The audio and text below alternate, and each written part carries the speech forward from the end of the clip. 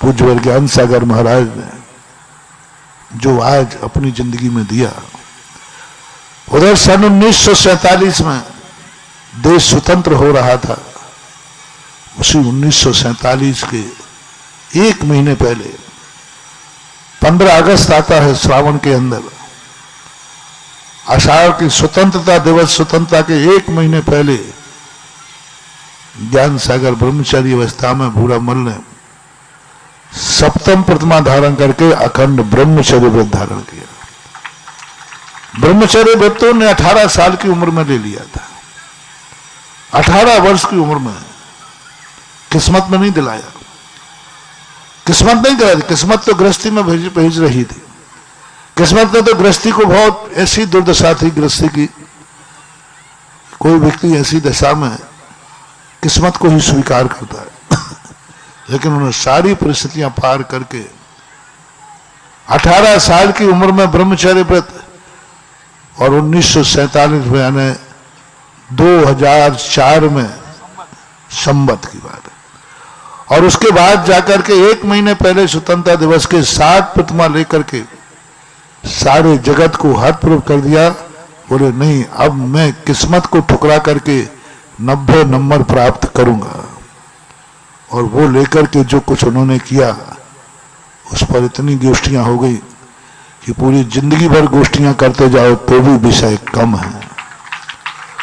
उन्होंने साहित्य जगत दिया, जगत के लिए वो सारे विद्वान उससे अवगत हुए हैं, और ये तो विद्वान अवगत हुए हैं।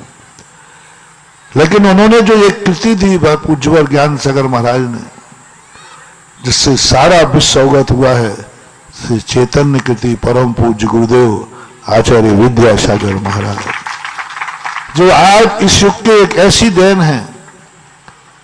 ये ज्ञान सागर महाराज का सोच, ज्ञान सागर महाराज के भाग्य ने, यदि ज्ञान सागर किस्मत पर बैठे रहते तो किस्मत आचार्य विद्यासागर जैसे शिष्य को नहीं प्राप्त कराते।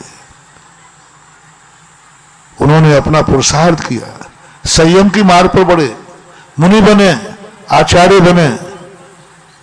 जब पूज्य ज्ञान सागर महाराज ने एक थोड़े से समय पहले 69 की संभावना, जब आचार्य ज्ञान सागर महाराज ने मुनि दीक्षा दी विद्याधर को, उस समय ज्ञान सागर महाराज मुनि थे, आचार्य नहीं थे। 1968 को वो मुनि महाराज थे। उसके बाद जाके, उसके पहले महाराज का कोई उद्देश्य नहीं था मैं आचार्य बनूंगा। उनको समाधि करने के लिए ही मुनि बने थे। उनका उद्देश्य था कि मैं मुनि बनकर के समाधि मरण करूं। लेकिन जैसे ही विद्याधर को विद्यासागर बनाया, ज्ञान सागर ने अपना विचार बदल दिया। उन्होंने कहा नहीं, मैं मुनि बनकर के समाधि ही नहीं लूंगा, मुनि बनकर के मात्र साधना ही नहीं करूंगा। मुनि बनने के बाद उन्होंने आचार्य पद को स्वीकार कर लिया। समाधि के समय आचार्य पद छोड़ा जाता है, और उन्होंने समाधि के समय आचार्य पद लिया। क्यों? स्वयं के लिए नहीं,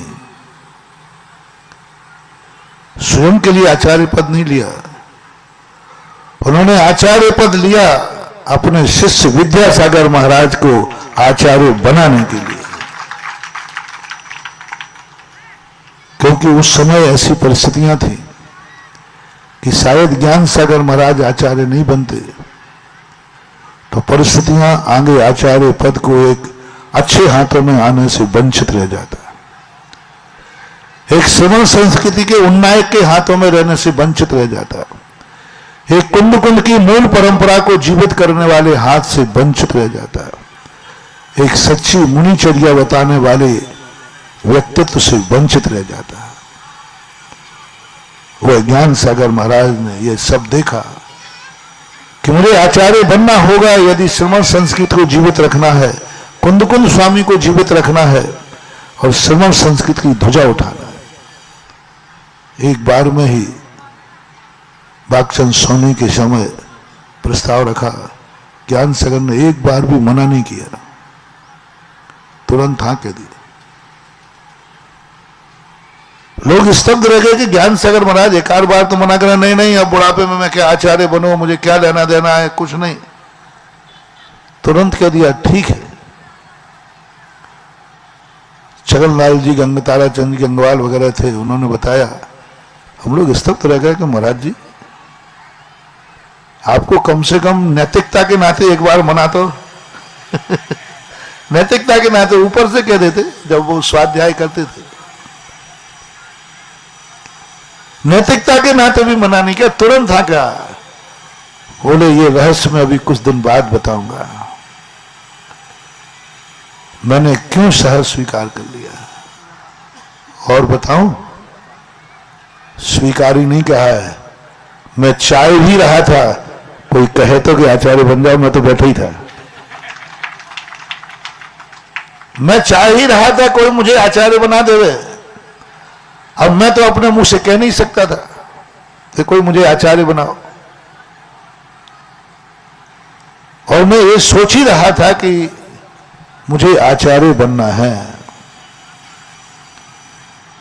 महाराज ऐसा क्यों, कहीं ऐसा तो नहीं कि आप समाधि भ्रष्ट हो रहे हो। बोले कहा नहीं, मेरे मन में जब से एक विद्याधर को दीक्षा दी है, बस मुझे ये मुनि के रूप में नहीं दिख रहा है, ये कुंद कुंद आचार्य के रूप में दिख रहा है। ये ताराचंद गंगवाल से उन्होंने बात की,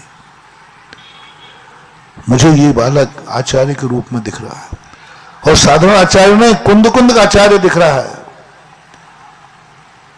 और ये श्रीमंत संस्कृत ध्वजा को सारे भारत में फहराएगा। इसलिए ये तो ग्रहण करेगा नहीं, लेकिन मेरे कब्जे में है, मेरी आज्ञा में है, मैं लेकर के इसको दूंगा। और मैं आचार्य नहीं बन रहा हूं, कुंद कुंद की मूल आमना जीवित करने के लिए मैं आचार्य बन रहा हूं। ये मेरा शौक नहीं है, इच्छा नहीं है, लेकिन करना है। और ये बात जब शेर साहब को पता चली, सोनी जी भागचंद जी को आचार्य बनाया, और 2 साल ही तो आचार्य नहीं रह पाए। लगभग 1972 में 22 नवंबर 1972 को अपने आचार्य पर त्याग करके, और आज के दिन जेठ वदी अमावस्या को ऐसी समाधि की, गर्मी, भयंकर गर्मी, 3 दिन पहले से अन्न जल का त्याग होना, और क्या चेतना थी इनकी। भागचंद सोनी को बुलाया गया सुबह सुबह कि महाराज की तबीयत थोड़ी खराब हो रही है, आप आ जाएं। आए तो ऐसी चर्चा कर रहे थे महाराज लेटे लेटे भागचंद जी से, तत्व चर्चा। तो भागचंद ने कहा कि तुम लोग क्या समझते हो, महाराज अभी जाने वाले नहीं हैं। ऐसी चर्चा कर रहे हैं, तत्व की समय सार की चर्चा कर रहे हैं, तुम लोग बार बार मुझे बुलाते हो, परेशान करते हो, चिंता पर घबराओ मत, महाराज अभी नहीं जाने वाले। भले अन्न जल त्याग कर दिया है, ये वृद्ध का शरीर है, कई दिनों तक टिक सकता है। और ऐसी तत्व चर्चा करते करते जो समय नसीराबाद के लोगों ने मुझे बताया, बस सेठ जी ये कहकर के सब समाज को चुप कर गए और गाड़ी से गए। वहां से 10-12 किलोमीटर पर एक स्थान पड़ता है, 7 नंबर टैंक, वहां तक पहुंचे ही है। और इधर महाराज ने आंख बंद कर ली, नमोकार मंत्र पढ़ते पढ़ते, सोहम कहते कहते। अंतिम समय आचार्य से जब संबोधन कर रहे थे, उस समय भी कहा महाराज आप सुन रहे हो। बोले, उन्होंने आंख बंद की सुनने के लिए, फिर आंख खोली नहीं और चले गए। 3 दिन तक निर्जल रह करके, और ऐसी तत्व दृष्टि जिनकी रही, आज समाधि महानुभाव बहुत दुर्लभ हो गई है। अभी पूज्य कुंद कुंद की परंपरा में हमारी दृष्टि में ये 2 समाधि अभी सर्वश्रेष्ठ हुई है। जो विधिवत हुई है, आचार्य पद को त्याग करके हुई है, जो अपनी साधना में रत होते हुए हुई है, विधिवत 6 महीने की संलेखना पूर्वक हुई है।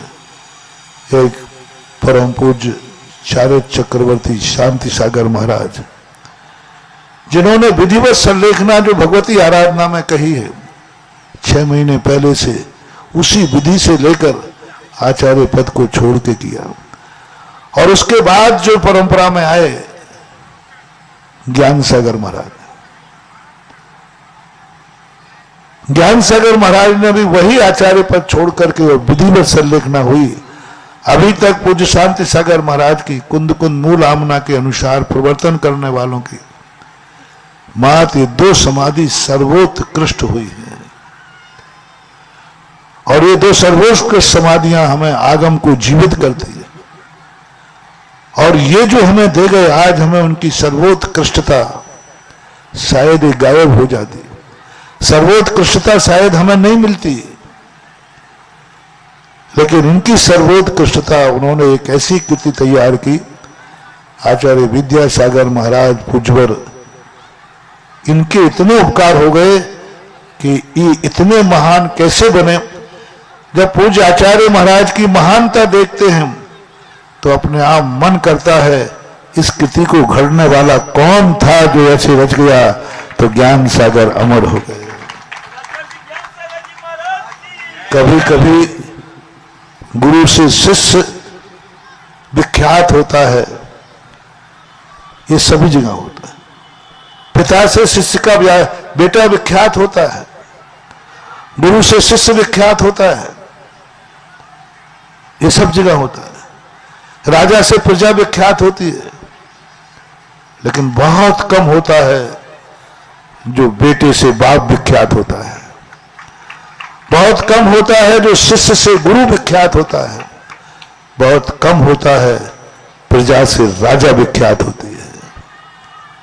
भगवान से भक्त तो विख्यात होते देखे गए, बहुत कम होता है जो भक्त से भगवान विख्यात होता है।